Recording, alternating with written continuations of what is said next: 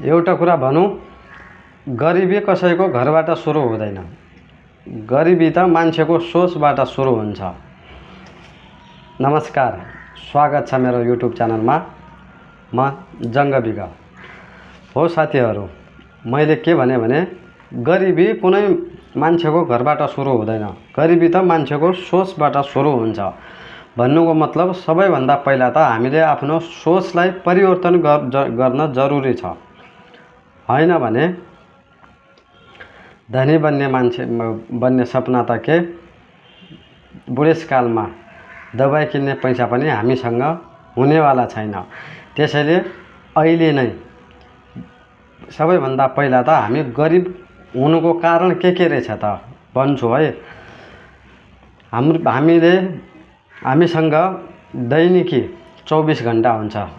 8-10 घण्टा सुतेरै काटे पनि भनौँ, अरू त अलि 4-5 घण्टा काममै बिजी भइहाल्यो। अरू बच्छ 4-5 घण्टा बचे भने सबैभन्दा पहिला त धेरैभन्दा धेरै अहिलेको जमानामा मोबाइल हेर्न छोड्नुपर्छ। हामीले मोबाइल हेरे पनि त्यहाँबाट सिक्ने हो। के सिकिँदो रहेछ, सिप सिकिन्छ कि केही कुराहरू सिकिन्छ कि सिक्ने गर्नुपर्छ। अर्को कुरा, अरूले मिहिनेत गरिरहेको छ भने हामीले त्यसलाई गएर ट्वाल्ल गरेर हेर्ने होइन, बरु इख मानेर त्यसले चाहिँ त्यस्तो गरिरहेछ, मैले पनि किन नगर्ने भनेर आफू पनि मिहिनेत गर्नतर्फ लाग्ने हो।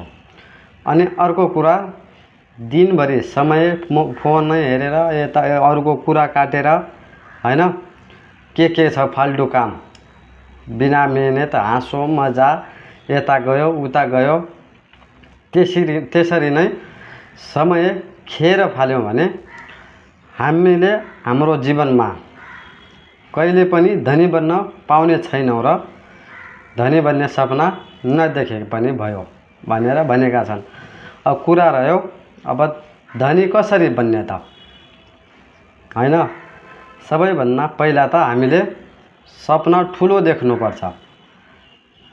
मनमा जुनुन भन न, सपना त सबैले देख्छ। मनमा यो गर्छु म गर्न सक्छु भनेर इच्छा शक्ति ठुलो राख्नुपर्छ।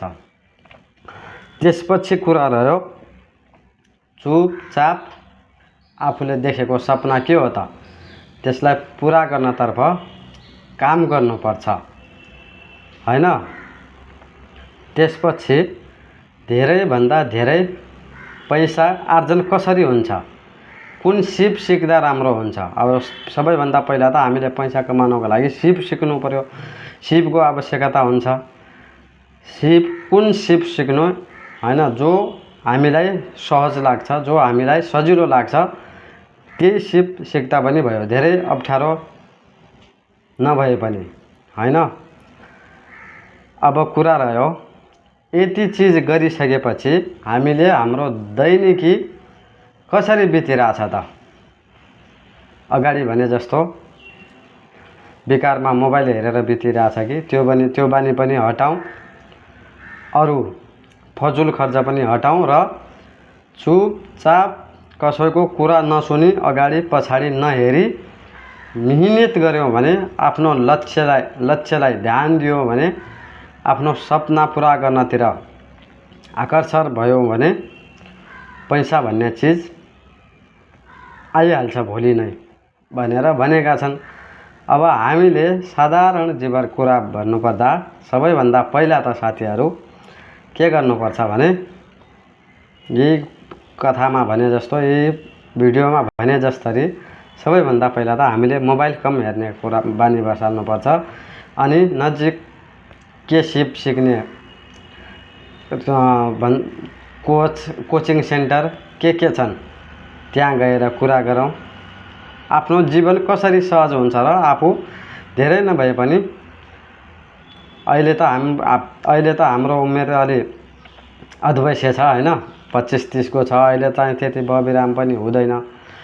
हामी गएर बुढेसकालमा धेरै नभए पनि दबाई किन्ने पैसा चाहिँ अहिले नै बचत गर्न सक्ने क्षमता बनाउनु पर्यो। हामीले काम गर्नु पर्यो।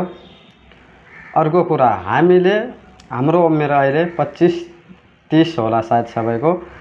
25 देखि 40 वर्षसम्म जे गर्न सक्छौँ, जे गर्ने आँट गर्न सक्छौँ, जे सपना देख्छौँ, त्यो सपना यदि हामीले यो 15-16 वर्ष 15-20 वर्षको अवधिभित्र पुरा गरेनौँ भने बुढेसकालमा 40 वर्षको उमेरपछि न त आँट आउँछ, न त गर्ने जागर आउँछ, केही पनि आउँदैन। त्यसैले म साथीहरूलाई के भन्छु भने सबैभन्दा पहिला त मिहिनेत गरौँ, पैसा कमाऊ, धनी बनौँ। जसरी भयो नि एनी हाउ पैसा कमाऊ। कसरी बन्ने त धनी, त्यो कुरामा फोकस दिउँ। आजको भिडियो चाहिँ यति नै। अरू यस्ता भिडियोहरू लिएर आउने नै छौँ। अहिलेलाई हस्त धन्यवाद। See you.